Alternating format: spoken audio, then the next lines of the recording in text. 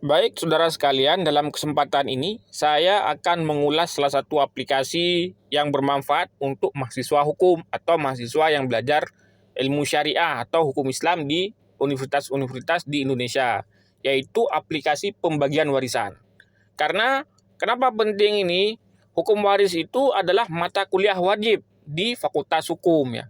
Jadi biasanya itu beban SKS-nya adalah 3 SKS. Jadi penting bagi mahasiswa untuk menguasai hukum waris ini.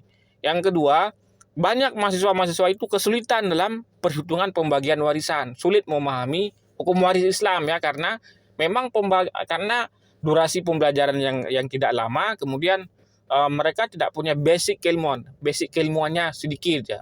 Mungkin tidak konsen karena memang agak menjenuhkan.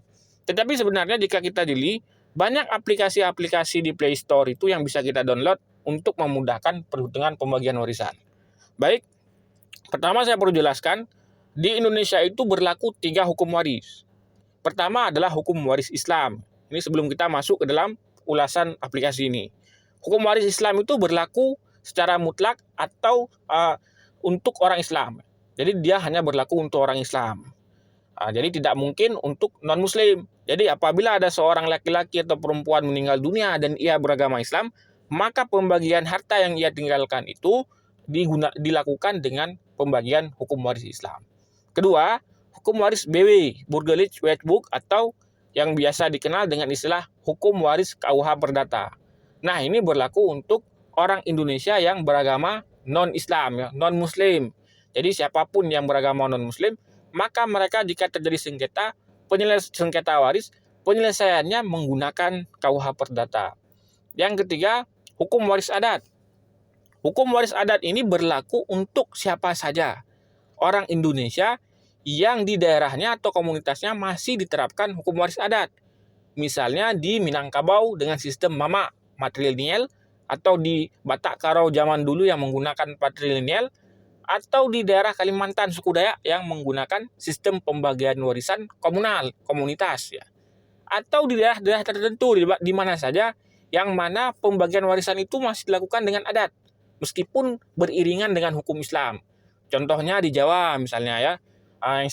Di Jawa daerah tertentu seperti Blora, apabila ada orang meninggal dunia dan anaknya perempuan, sebenarnya dalam hukum waris Islam wali masuk ke situ atau saudara ayahnya atau saudara ibunya masuk menjadi ahli waris ya. Sedangkan anak perempuan dapat bagiannya ada sisa. Tapi di Jawa, di daerah tertentu, walaupun tidak ada anak laki-laki, semua harta warisan ketika seorang meninggal dunia dibagikan kepada anak tersebut, tidak dikasih ke walinya ya, kecuali kepada orang tua dari mayit. Selanjutnya, hukum waris Islam, karena kita fokus hukum waris Islam. Apa itu hukum waris Islam? Hukum waris Islam adalah pembagian warisan atau pengalihan harta, kalau saya terjemahkan, dari orang yang hidup, dari orang yang mati meninggal dunia kepada ahli waris menurut syariat Islam. Itu hukum waris Islam. Jadi dalam definisi tersebut banyak definisi sebenarnya yang bisa saudara lihat, tapi kita gampangnya adalah pengalihan harta dari orang mati kepada orang hidup atau ahli waris menurut syariat Islam. Dalam definisi ini ada 3 poin penting yang perlu saudara ingat, atau 4 poin penting ya, tergantung kita definisikan. Pertama, di situ ada orang mati. Jadi harus ada mati ya, ada orang yang meninggal dunia. Kalau tidak ada meninggal dunia, maka tidak ada pembagian warisan. Jadi syarat utamanya adalah seseorang meninggal dunia. Makanya dalam pembagian warisan selalu disebut seseorang meninggal dunia. Siapa seseorang meninggal dunia? Bisa perempuan, bisa laki-laki, bisa ayah, bisa saudara, bisa ibu, ya, bisa kakek dan lain-lain. Jadi seseorang meninggal dunia, harus ada seseorang meninggal dunia. Yang kedua, yang meninggal dunia itu harus beragama Islam. Jadi kalau nggak beragama Islam nggak bisa dilakukan pembagian warisan dengan hukum Islam. La yarisul muslimul kafir walal kafirul muslim. Tidak mewarisi orang yang berbeda agama. Itu konsep dasar dalam pembagian warisan Islam. Selanjutnya adalah ada ahli waris. Jadi kalau orang meninggal dunia tidak ada ahli waris, nggak ada keturunan, nggak ada ibu, nggak ada ayah, nggak ada saudara, maka tidak bisa dilakukan pembagian warisan. Ahli waris ini ada 2. Pertama karena sebab nasab. Sebab apa? Karena sebab pernikahan. Dulu ada perbudakan, tapi perbudakan sudah tidak ada. Jadi pernikahan seseorang dengan seseorang dengan pasangannya menyebabkan ketika dia meninggal dunia terjadinya pembagian warisan antara pasangan tersebut. Yang kedua, pembagian ahli waris itu disebabkan oleh faktor nasab, keturunan atau hubungan darah. Ini kayak ayah dan anak, ibu dengan anak, ayah dengan kita dengan saudara, kita dengan orang tua dan lain-lain menurut jenjang hubungan darah itu. Yang terakhir adalah ada harta. Ya, kalau nggak ada harta tidak bisa dilakukan pembagian warisan. Sebagai contoh ilustrasinya begini, seorang mati beragama Islam, punya harta banyak, tapi tidak ada ahli waris. Jadi dia anak tunggal, misalnya anak dipungut dari tong sampah, anak yang dibuang dulu tidak tahu siapa nasabnya, ibunya dan lain-lain. Maka ketika dia meninggal dunia, hartanya itu tidak, dia punya harta banyak tapi tidak bisa dilakukan pembagian warisan karena yang bersangkutan tidak mempunyai keturunan atau belum mempunyai pasangan begitu. Tapi kalau udah punya pasangan bisa. Atau seorang meninggal dunia punya ahli waris, punya ayah, punya ibu, tetapi tidak ada harta yang ditinggalkan. Contohnya bayi misalnya yang belum mendapatkan bagian warisan, tiba-tiba meninggal ya, maka tidak ada pembagian warisan karena syarat pembagian warisan itu harus terpenuhi. Pertama, ada orang mati dan dia beragama Islam. Yang kedua, yang ketiga adalah ada ahli waris, dan yang terakhir adalah dilakukan menurut hukum Islam. Jadi syarat itu yang harus dipenuhi. Nah, selanjutnya adalah sebelum dilakukan pembagian warisan, maka harus terpenuhi beberapa syarat atau harus dilakukan beberapa syarat. Pertama adalah ketika seseorang mati, yang dikeluarkan dari hartanya yang pertama kali adalah untuk pengurusan jenazah. Nah, ini penting ya disebutkan karena pengurusan jenazah juga termasuk biaya pendidik, biaya kesehatan dia, misalnya BPJS masih nunggak, itu harus diambil dari harta waris yang ditinggalkan untuk pengurusan jenazah dia. Atau untuk membeli makam misalnya seperti daerah-daerah tertentu di Jawa di mana untuk pemakaman mahal ya, ada biayanya. Yang kedua, membayar hutang, wasiat ya, tapi yang kedua urutannya wasiat. Jadi harus dinaikkan wasiatnya. Jadi wasiatnya apa? Apa itu wasiat? Wasiat adalah secara gampangnya adalah pernyataan seseorang sebelum ia meninggal dunia dan berlaku setelah ia meninggal dunia. Itu wasiat ya. Misalnya saya ngomong kalau saya mati, ini mobil tolong kasih ke tetangga saya atau ke masjid ya. Wasiat itu banyak, nanti saudara bisa baca tentang wasiat dalam Islam itu. Tapi ada syarat dalam wasiat itu. La wasiata li waris ya. Tidak boleh ada wasiat untuk ahli waris.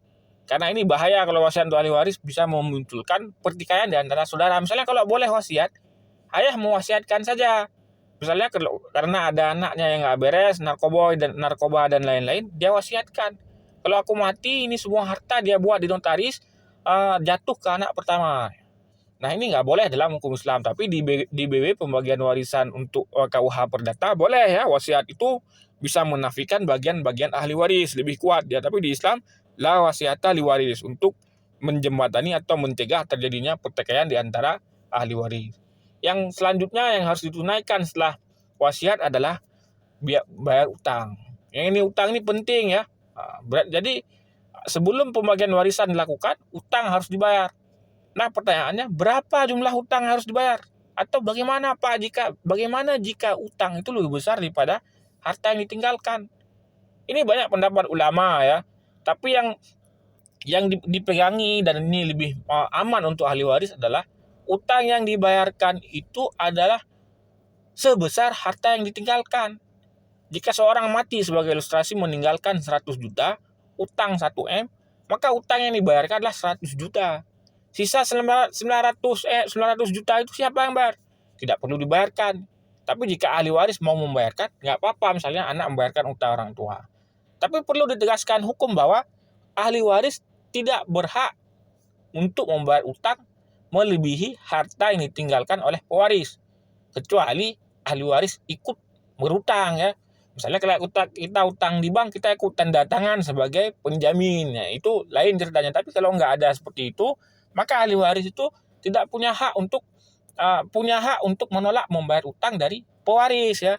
Jadi jangan hidup ahli waris itu terbebani dengan utang yang ditinggalkan pewaris. Jadi yang dibayarkan adalah sejumlah harta yang diterima oleh ahli waris atau sejumlah harta yang ditinggalkan oleh pewaris. Nah, sisanya itu yang jadi harta waris. Ini harus jelas ya. Yang selanjutnya, ini tidak ada dalam Al-Quran, tapi sering disampaikan oleh ulama, sebelum pembagian warisan, apabila yang meninggal dunia ini di Indonesia khususnya, yang meninggal ini mempunyai pasangan, maka sebelum dilakukan pembagian warisan perlu dilakukan pembagian harta gono gini. Harta gono gini walaupun ini masuk dalam permohonan ya, sengketa permohonan. Jadi bukan sengketa tapi permohonan di pengadilan. Pembagian harta gono gini adalah pembagian harta yang didapatkan oleh pasangan suami istri semasa ia hidup. Ini sebelum nikah nggak ada rumah, setelah nikah ada rumah, setelah ini ada itu. Maka walaupun salah satu pasangan tidak bekerja, mereka dianggap bekerja. Jadi ketika ada yang mati salah satunya, setengah dari hartanya atau menurut pertimbangan pengadilan hakim itu diberikan kepada pasangan yang hidup sebelum. Jadi selanjutnya adalah bahwa dalam pembagian warisan itu ada orang-orang yang terhalangi untuk mendapatkan bagian warisan, ya. Walaupun dia itu mempunyai hubungan kekerabatan dengan pewaris baik karena sebab atau nasab seperti saya sampaikan tadi. Yang pertama adalah karena dia beda agama. Kalau kita beda agama, maka kita tidak bisa mendapatkan bagian warisan dari orang yang beda agama dengan kita. Misalnya ayah yang beragama non-muslim, anak muslim, maka ayah tidak bisa mendapatkan bagian warisan dari anaknya yang muslim apabila anaknya yang muslim meninggal dunia. Yang kedua karena membunuh pewaris. Membunuh pewaris ini seperti anak membunuh ayah, istri membunuh ini. Tapi pembatasan tidak mendapatkan bagian warisan dari membunuh itu cuma pada orang yang dibunuh. Kalau ada anak membunuh ayah, dia tidak berhak mendapatkan bagian warisan dari ayah. Tetapi dari ibunya berhak ya, atau dari istrinya berhak, tapi dari ayahnya tidak bisa. Nah, ada lagi pendapat ulama tentang pembunuhan ini, termasuk dalamnya itu misalnya melakukan kekerasan yang hampir menyebabkan pembunuhan atau pembunuhan tidak sengaja. Apakah hal tersebut juga akan menghalangi seseorang dari mendapatkan bagian warisan? Nah, ini ulasannya panjang, nanti saudara bisa lihat di artikel-artikel atau jurnal-jurnal yang mengulas hal tersebut. Yang ketiga adalah perbudakan. Perbudakan jelas menghalangi seseorang untuk mendapatkan bagian warisan. Tapi sekarang nggak ada budak. Karena perbudakan ini, budak itu pada dasarnya milik tuannya. Bahkan dalam Islam itu dulu, bukan dalam Islam, tradisi manusia zaman dulu ketika perbudakan masih ada, budak itu digunakan oleh tuannya yang punya. Misalnya perempuan ya bisa dinikahi oleh tuannya atau ditiduri oleh tuannya. Baik, kira-kira 3 hal-hal tersebut yang penting untuk diketahui dalam pembagian warisan ya. Di samping itu memang ahli waris itu yang karena sebab nasab tadi dan karena sebab seperti pasangan suami istri, mereka itu dipilah-pilah dalam beberapa kriteria ahli waris ya. Jadi ada ahli waris yang disebut dengan ashabul furud, yaitu orang-orang yang mendapatkan bagian yang pasti ya, 1/2, 1/4, 1/6, 1/8, 2/3 ya. Kemudian ada ashabah, yaitu ahli waris yang tidak mendapatkan bagian yang pasti, dia sisa ya dapatnya. Kemudian ada zawil arham, ahli waris yang mempunyai hubungan kekerabatan dengan pewaris tapi jauh jaraknya. Contohnya cucu perempuan dari anak perempuan ya. Ini kan cucu juga tapi dari anak perempuan, tidak dapat bagian warisan. Baik, untuk mempersingkat ulasan kita, langsung aja kita masuk ke aplikasi pembagian warisan. Nah, kalau saudara mau download, silahkan lihat di Play Store, ketik hukum waris Islam ya, di aplikasi akan muncul banyak aplikasi, tapi pilih yang punya gambar biru ini ya. Ada timbangan, ada kotak-kotak itu, ada kalkulator istilahnya ya. Download itu dan lakukan dan instalasi, maka saudara akan langsung masuk ke bagian perhitungan pembagian warisan. Di sini ada 3, hitung, bab waris, dan tentang ya. Tekan hitung. Jadi di sini langsung kita pilih siapa yang mati ya. Ini pilihan, ini bukan kita kelamin kita ya, bukan gender kita ini, tapi siapa yang mati. Kita anggap aja yang mati itu laki-laki ya, atau yang meninggal dunia laki-laki. Kemudian kita masukkan harta waris, berapa harta tirkah bahasanya. Berapa harta waris? Kita tulis saja di sini 20 juta ya. Kemudian kalau ada utang kita tulis utang, jadi harus ditulis ini ya. Kalau ada wasiat kita tulis ya. Karena maksimal wasiat tadi saya lupa sampaikan, di Islam itu 1/3. Jadi wasiat itu tidak boleh semua harta waris ya, cuma 1/3. Yang ketiga, biaya pengurusan jenazah berapa? Ini harus kita tulis juga. Kalau nggak ada, ini kita skip aja, kita tulis nggak ada. Kita anggap saja orang yang meninggal ini tidak mempunyai utang dan tidak punya wasiat, dan biaya pengurusan jenazah sudah gratis digratiskan oleh keluarganya. Kita lanjut, langsung kita ketik ya. ayah dan ibu kandung. Ini ayah dan ibu ini pasti dapat bagian warisan kalau kita mati ya. Ini tidak mungkin nggak dapat nih ayah kandung, ibu kandung. Jadi di sini jelas ya. Jadi ibu tiri nggak dapat atau ayah tiri nggak dapat. Kita klik ibu kandung ada, ayah kandung nggak ada. Kemudian istri sah ya. Di sini kita tulis karena tadi yang mati laki-laki berarti laki-laki itu suami ya, dia punya pasangan istri. Ini kalau punya istri, kalau nggak ada ya nggak ada. Kemudian kita klik anak laki-laki berapa? Nah, 1 ya. Anak perempuan 1. Ini cepat ya kalau seperti ini. Misalnya anak perempuan kita tulis begini, langsung kita hitung lanjut. Kakek ada, kakek dari ayah. Karena tadi dia nggak ada ayah, muncul ya. Ini aplikasi ini gampang. Begitu yang tadi data tadi kita masukkan misalnya nggak ada ayah dan ibu, langsung muncul nenek ya. Tadi nggak ada ayah, langsung muncul kakek, ayah dari ayah gitu ya. Ini langsung lanjut, langsung terjadi pembagian warisan. Ini mudah karena tadi ada anak laki-laki ya. Kalau nggak ada anak laki-laki, biasanya itu ada kita masukkan data misalnya saudara perempuan, saudara laki-laki ya, sampai cucu-cucu misalnya nggak ada anak nanti. Kan ada kadang-kadang anak kita lebih dahulu mati daripada kita, dan anak kita itu punya cucu, punya anak ya, cucu kita misalnya. Jadi ini langsung terjadi perhitungan, kita lihat langsung muncul ya, ini tirkah bagian warisan langsung muncul. Ini banyak istilah, ada ashabul furud, bagian macam-macam ya. Kita lihat ibu mendapatkan 4, istri mendapatkan 1/8 karena ada anak, 3 bagiannya 2.500.000 ya. Lebih banyak bagian ibu. Memang dalam pembagian warisan ibu itu lebih banyak bagiannya. Makanya perlu ya, sebelum pembagian warisan dilakukan, ada pembagian harta gono gini untuk pasangan yang hidup. Penting ya. Ini kadang-kadang di Indonesia dilupakan. Begitu ayah kita mati, ada ayah meninggal dunia, istrinya, ibu kita atau ini tidak diberikan bagian harta gono gini. Padahal dia sudah menemani orang tua kita, ayah kita, seumur hidup ya. Seumur hidup. Tapi kadang-kadang karena orang tua kita itu baik ya, begitu suaminya meninggal dunia, harta ya udah bagi aja di antara kalian nang misalnya.